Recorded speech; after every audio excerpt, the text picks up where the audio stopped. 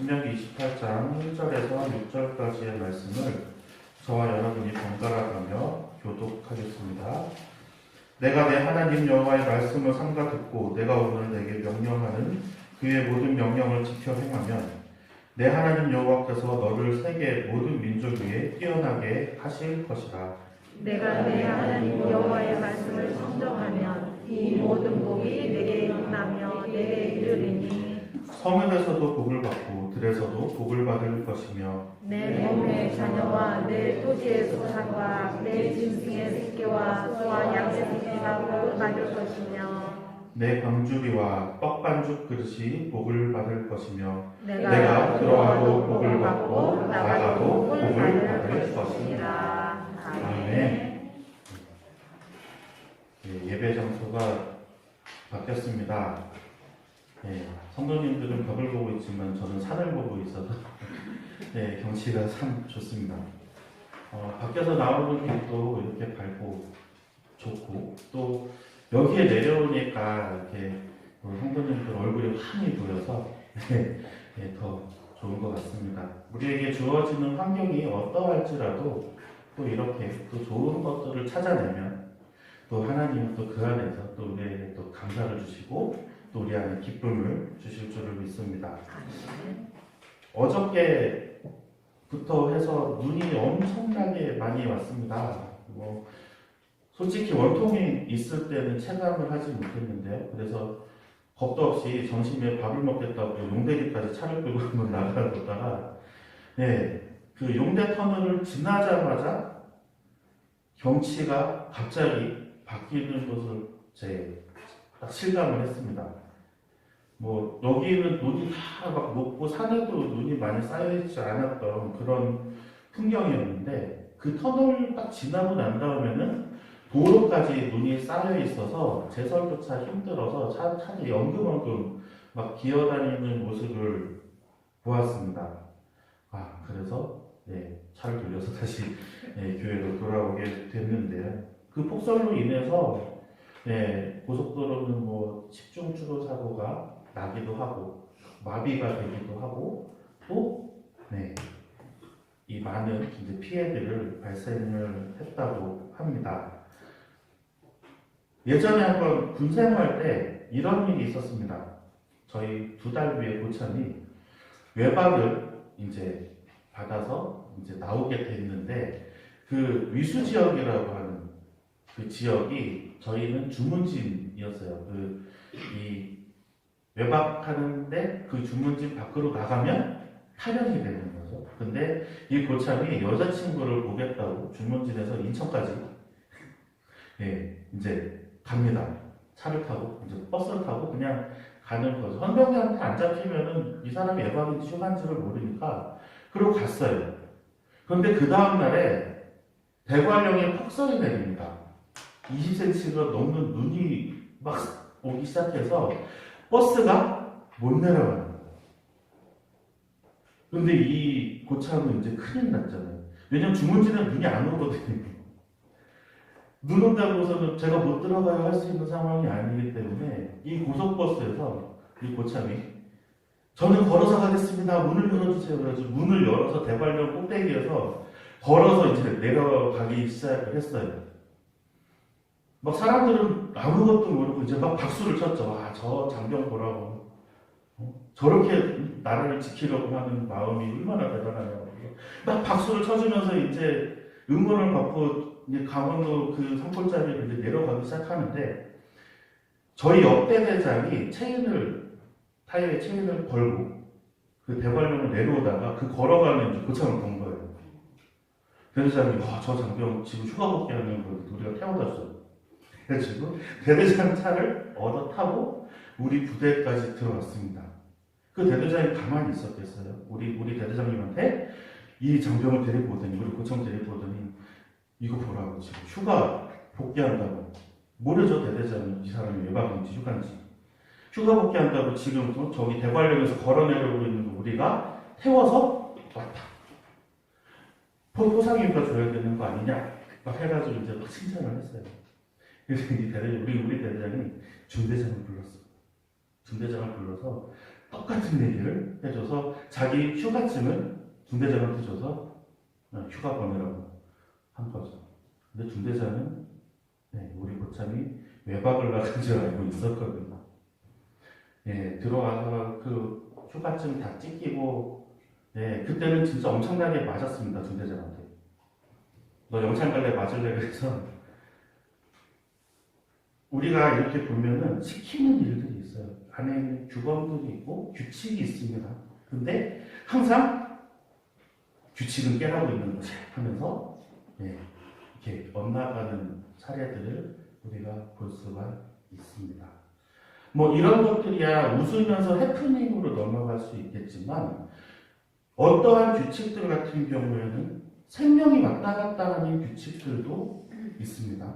뭐 저런 콘센트에 젓가락을 집어넣으면 안 되는 뭐 또 어떤 위험한 것들을 폭발물 같은 것들을 규칙대로 잘 움직이지 잘 이렇게 관리하지 않는 그런 것에 대한 것, 또 우리가 지켜야 하는 법에 관한 것, 그러한 것들은 우리가 지키지 않으면은 꽤 많은 손해를 입거나 아니면은 상해를 입거나 아니면 목숨까지도 위협을 받게 되는 경우가 있습니다. 오늘 이 말씀을 왜 드리냐면 제가 지난주부터 복 얘기를 너무 많이 하고 있습니다. 하나님께서 우리에게 복을 주시니 우리에게 정말 복을 쏟아 주시려고 막 준비를 하고 계신다 라는 이야기를 합니다. 맞아요. 하나님께서는 우리에게 복을 주시고 싶어서 기다리고 계시는 분입니다.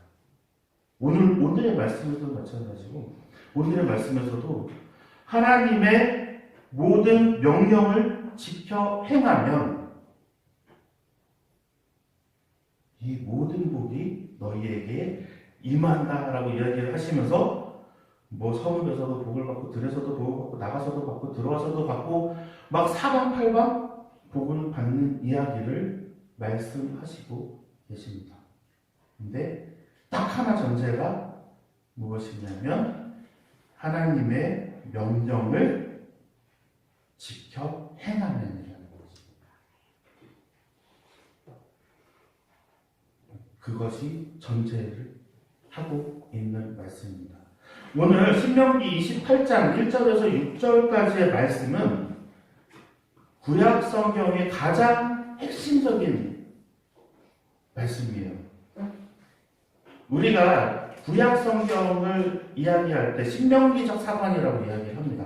신명기적 사관에서 보는 구약 성경 이런 이야기들 많이 하는데 이 신명기적 사관에서 구약 성경을 바라볼 때 하나님의 말씀을 듣고 순종하고 행하는 사람들은 복을 받고 또 그 왕들은 그 백성들까지도 이스라엘 왕까지도 그러니까 이스라엘의 모든 백성들까지도 풍족한 세대를 누렸고 또 그것을 행하지 않으면 28장 그 6절 하반부부터 그 뒤부터 나오는 저주들에 대한 것들을 그대로 받습니다. 하나님께서는 이 성경을 통해서 신명기 28장을 통해서 우리에게 분명하게 말씀하시는 것, 하나님을 잘 섬기고 하나님이 주신 명령을 잘 지켜 행하는 것에 관한 내용들을 말씀하시면서 우리에게 주신 어마어마한 복들에 관하여 이야기하고 계시지만 그렇지 않은 것에 대해서도 경고하시고 계신다는 거죠. 어린아이가 서럽게 울면서 엄마한테 무언가를 막 해달라고 때렸습니다. 마트 가면 잘 보이죠. 백화점 가도 보이고 장난감 가도 보입니다. 막 어떤 애들은 막 바닥에 누워가지고서는 막 졸라요. 근데 엄마가 들어줄 때도 있고 들어주지 않을 때도 있습니다. 그것은 어떻습니까? 엄마의 판단에 이것은 아이한테 주어도 별 해가 되지 않겠구나라는 것이 판단이 되면 해주시겠죠. 근데 아이가 아무리 때렸어도 이거를 가지고 가면 애한테 별로 도움이 되지 않을 뿐더러 오히려 해가 될 수 있겠다 하는 것은 내가 아무리 울고 난리를 쳐도 어머니는 움직이지 않습니다. 우리 하나님도 마찬가지겠죠. 우리가 아무리 하나님께 달라고 울고 때를 쓰고 있을 때 하나님께서 보시기에 그것이 내 믿음 생활, 신앙 생활에 해가 될 것이다라는 것이 보이시면 주시지 않을 거예요.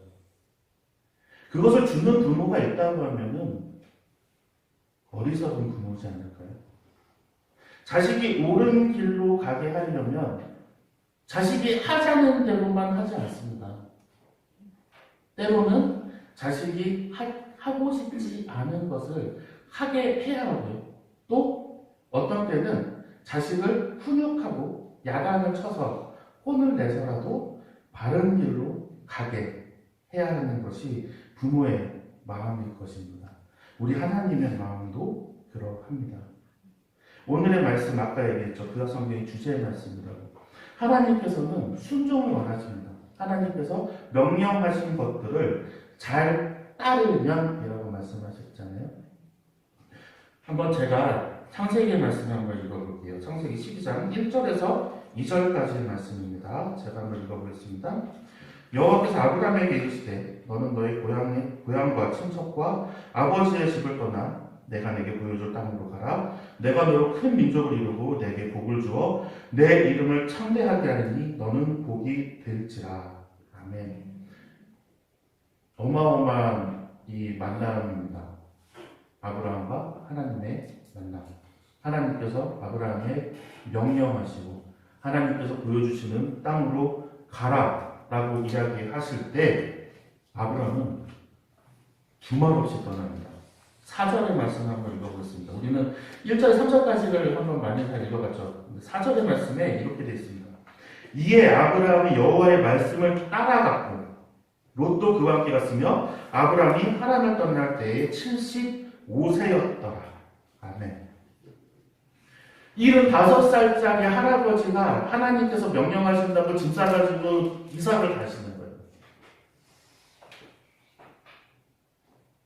내가 지금 여기에서 정착해서 이제 하나님 노후를 좀 자주 보내야 되지 않겠습니까? 내지는 왜요? 라고 물어볼 수 있잖아요. 아브라함이 가난하지 않았어요. 굉장히 부유했습니다. 먹고 사는데 지장이 없었어요. 오히려 풍족하게 살아갔던 사람입니다. 그런데 하나님께서 보여줄 땅으로 가라. 너에게 복을 주겠다. 라고 이야기를 했을 때 아브라함은 두말 없이 자기의 믿는 거처를 버리고 순종하며 따라갑니다. 이보다 더한 일도 벌어집니다. 창세기 22장 2절을 한번 우리 찾아볼까요? 창세기 22장 2절의 말씀입니다.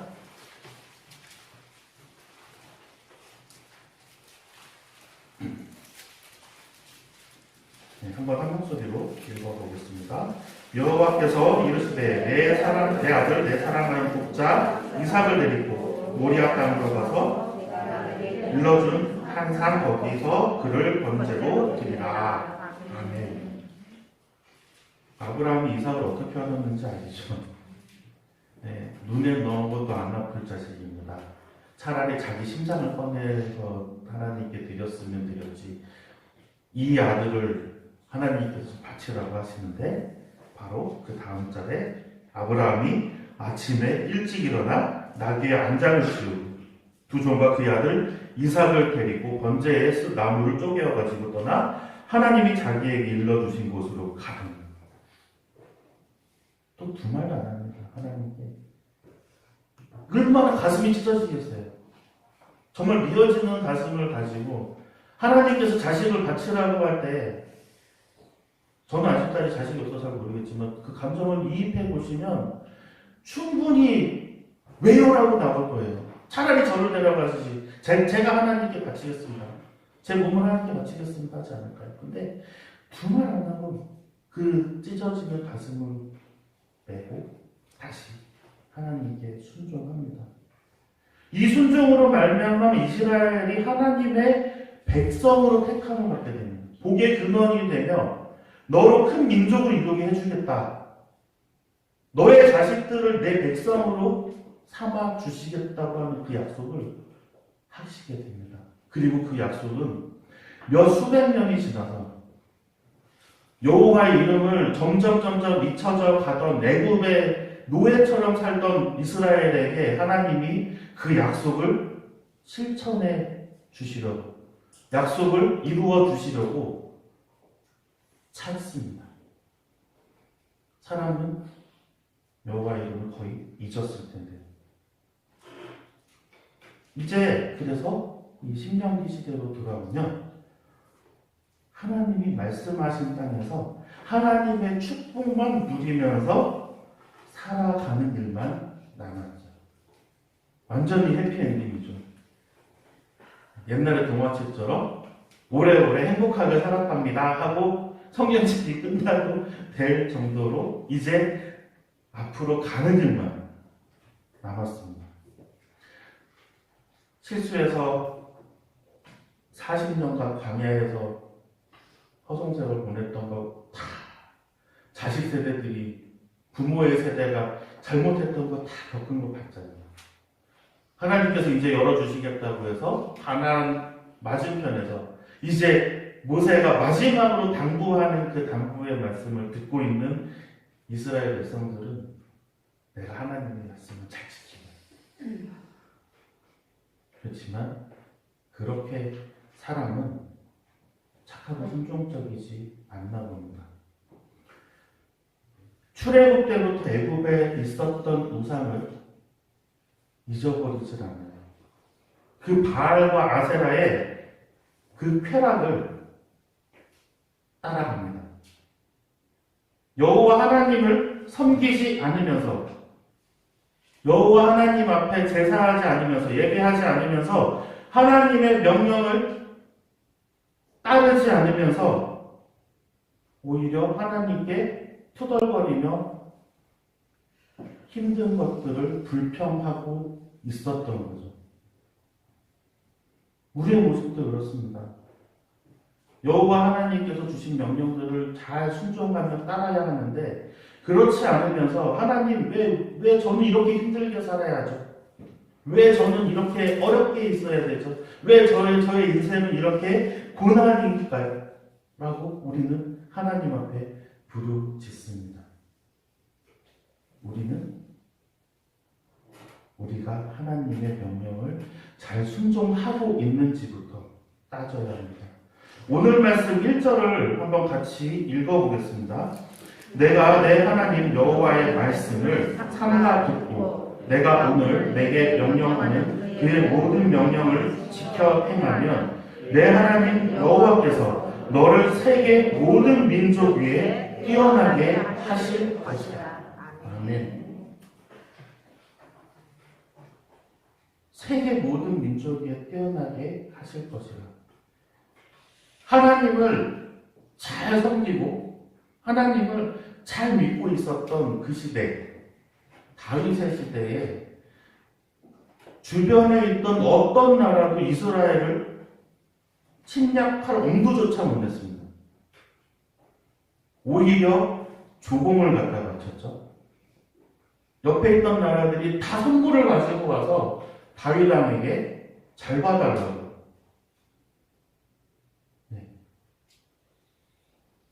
찾아왔었죠. 다윗 왕 시대, 솔로몬 왕 시대 때는 전쟁에 나가서 싸울 만한 남자의 숫자가 100만 명이 넘었다고 합니다. 100만 대군이면 지금도 어마어마한 거예요. 그 100만 명의 군사를 거느릴 수 있는 그 영화를 누렸던 그 시대, 하나님께서 허락하지 않으셨으면 감히 꿈도 못 꿨습니다. 숱한 전쟁, 그리고 바로 옆에는 훨씬 좋은 무기와 훨씬 강한 칼을 가지고 있는 철기민족 블레셋이 있었거든요. 그 블레셋과도 싸워서 이겨냈습니다. 이스라엘. 그게 하나님께서 주신 복이 아니면 누릴 수가 없는 것이죠.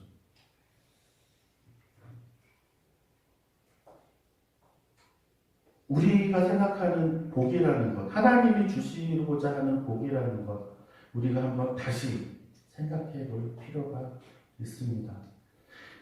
우리는 자본주의에 너무 오래오래 살아서 우리가 복이라고 하는 것은 물질에 좀 국한되어 있는 것 같아요. 지난주에도 말씀드렸죠. 부자인데 불행하게 사는 것. 가난하지만 내가 평안하게 사는 것. 어느 것이 좋겠습니까? 하나님께서 복을 주시는 것은 물론 물질의 복도 주시기도 합니다. 하지만 하나님께서 주시는 가장 귀한 복은 저는 마음의 평안인 것 같아요. 마음의 평안, 그리고 가족의 평안, 그리고 내가 있는 모든 곳에서 나로 인한 평안을 누릴 수 있게 하는 것이 하나님이 주시는 가장 큰 복일 것입니다. 물질의 복도 참 주시면 좋겠죠. 그런데 그런 것이 있어요. 제가 대학교 1학년 때 우리 할머니가 저한테 하는 말이 항상 있어요. 쟤는 돈 주면 나가서 안 들어온다. 놀다가 이렇게 늦게 들어가니 할머니가 맨날 그러시거든요. 제가 주머니에 돈만 있으면 나가가지고서 노느라고 안 들어온다고. 그러면 집에서 용돈을 주시겠습니까? 하나님께서 열심히 막 기도해서 사람들이 기도해가지고 좀 잘 살게 해주셨는데 그 기도를 이루어 주셨는데 부자가 되니까 교회를 안 나와요. 영업한다고, 회사 일을 바꾸다고, 접대한다고, 골프 치러 다니신다고 안 나와요. 그러면 하나님이 왜 재물을 주시겠습니까? 차라리 조금 모자르게 허락하셔서 나와서 내 얼굴을 좀 보고 기도하게 하시겠죠. 감당할 수 있을 때 재물을 내가 내 신앙으로 감당할 수 있으시면 아마 주실 겁니다. 그리고 그때에는 그 신앙의 단계가 되시면 아마 재물을 구하시지 않을 것 같아요. 마음의 평안, 그 다음에 하나님의 나라의 백성. 우리 한번 2절을 한번 읽어보겠습니다. 같이 읽겠습니다. 내가 내 하나님 여호와의 말씀을 청종하며 이 모든 복이 내게 임하며 내게 이르리니. 아멘. 하나님께서는 순종을 원하십니다. 제 뜻대로 사는 것을 절대로 원하지 않으세요. 사람은 자기의 합리화를 잘합니다. 이 정도면 괜찮겠지. 하나님이 이해해 주실. 하나님이 내가 이만큼 했는데 하나님 요거 하나 봐주시겠지 하면서 자기의 구멍을 점점 넓혀요. 하지만 절대 그렇게 하시면 안 됩니다. 남한테 들이대는 잣대보다 한 100만 배쯤은 엄격한 잣대를 자기한테 들이대세요. 그래야 됩니다. 남한테는 오히려 너그러우세요. 네, 열심히 하고 진짜 멋있으세요. 하지만 나는 너 그렇게 산다고. 너 앞으로 더 철저하게 하나님한테 엎드려야 돼. 너 더 하나님한테 더 간구해야 돼. 기도해야 돼. 그래야 내가 나를 선하게 보질 않아요. 하나님 앞에서는 한없이 죄인 우리가 고백해야 합니다. 그래야 하나님께 순종할 수가 있습니다. 순종은 훈련해야 됩니다.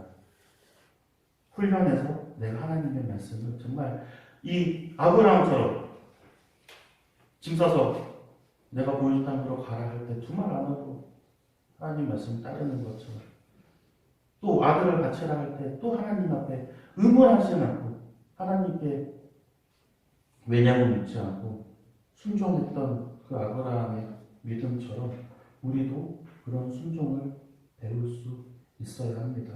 그 훈련을 해야 합니다. 삶의 모든 상황을 순종하면서 하나님의 계명을 지키고 따라갈 때에 하나님께서 우리에게 주시는 이 모든 것들이 성읍에서도 복을 받고 들에서도 복을 받고 나가서도 받고 들어와서도 받는 그 복이 무엇인지 아시게 될 겁니다. 내 마음에 넘치는 기쁨과 평안, 하나님을 이제 아빠 아버지라고 부를 수 있는 특권, 그리고 내가 이제 하나님 나라의 백성이 되었구나 라고 확신하는 그 믿음, 그것만 가지고도 우리는 이 세상을 너무너무 행복하고 아름답게 살 수가 있습니다. 돈이 뭐가 필요해요? 맨날 싸우는데. 그렇잖아요. 더 가지려고 싸우고 뺏으려고 싸우고 안 뺏기려고 싸우고 그렇잖아요. 그것보다는 우리 하나님의 주시는 그 평안과 사랑을 나눠주려고 우리 한번 더 다가가 보는 게 어떨까 합니다.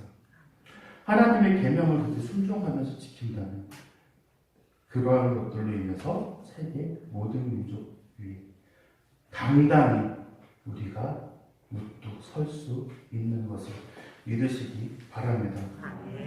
우리는 정말 가장 큰 복을 받았습니다. 바로 하나님의 자녀됨을 선포를 받았고요. 하나님 나라의 백성됨을 우리는 인정받았습니다. 이보다 더한 복은 없습니다. 우리는 죽고 난 다음에 어디로 가야 될까 두려워할 마음이 없잖아요. 하나님께서 주시는 그 나라에 우리는 이제 갈 수 있습니다. 얼마나 좋습니까? 눈앞에 있는 곳이 전부가 아님을 우리 한번 고백하시고 하나님께서 주시는 그 복을 우리가 누리고 살고 있음을 감사하고 고백하시며 하나님의 계명과 율법에 순종하시는 삶을 살아가시기를 오늘 소망합니다.